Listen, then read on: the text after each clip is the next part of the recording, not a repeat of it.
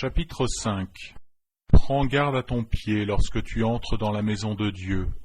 Approche-toi pour écouter plutôt que pour offrir le sacrifice des insensés, car ils ne savent pas qu'ils font mal.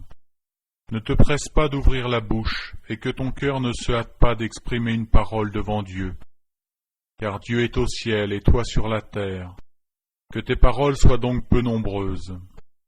Car si les songes naissent de la multitude des occupations, la voix de l'insensé se fait entendre dans la multitude des paroles. Lorsque tu as fait un vœu à Dieu, ne tarde pas à l'accomplir, car il n'aime pas les insensés. Accomplis le vœu que tu as fait. Mieux vaut pour toi ne point faire de vœu que d'en faire un et de ne pas l'accomplir. Ne permets pas à ta bouche de faire pécher ta chair, et ne dis pas en présence de l'envoyé que c'est une inadvertance. Pourquoi Dieu s'irriterait-il de tes paroles, et détruirait-il l'ouvrage de tes mains? Car s'il y a des vanités dans la multitude des songes, il y en a aussi dans beaucoup de paroles. C'est pourquoi crains Dieu. Si tu vois dans une province le pauvre opprimé, et la violation du droit et de la justice, ne t'en étonne point, car un homme élevé est placé sous la surveillance d'un autre plus élevé, et au-dessus d'eux il en est un des plus élevés encore. Un avantage pour le pays à tous égards, c'est un roi honoré du pays.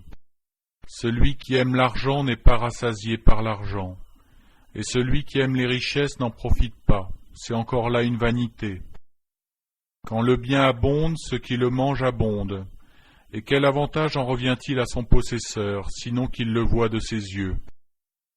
Le sommeil du travailleur est doux, qu'il ait peu ou beaucoup à manger, mais le rassasiement du riche ne le laisse pas dormir.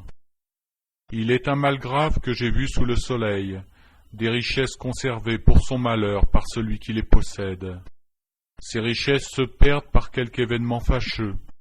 Il a engendré un fils, et il ne reste rien entre ses mains. Comme il est sorti du ventre de sa mère, il s'en retourne nu, ainsi qu'il était venu, et pour son travail n'emporte rien qu'il puisse prendre dans sa main. C'est encore là un mal grave. Il s'en va comme il était venu. Et quel avantage lui revient-il d'avoir travaillé pour du vent?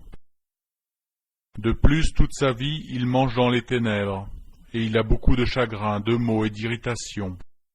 Voici ce que j'ai vu, c'est pour l'homme une chose bonne et belle de manger et de boire, et de jouir du bien-être au milieu de tout le travail qu'il fait sous le soleil, pendant le nombre des jours de vie que Dieu lui a donnés, car c'est là sa part. Mais si Dieu a donné à un homme des richesses et des biens, s'il l'a rendu maître d'en manger, d'en prendre sa part et de se réjouir au milieu de son travail, c'est là un don de Dieu. Car il ne se souviendra pas beaucoup des jours de sa vie, parce que Dieu répand la joie dans son cœur.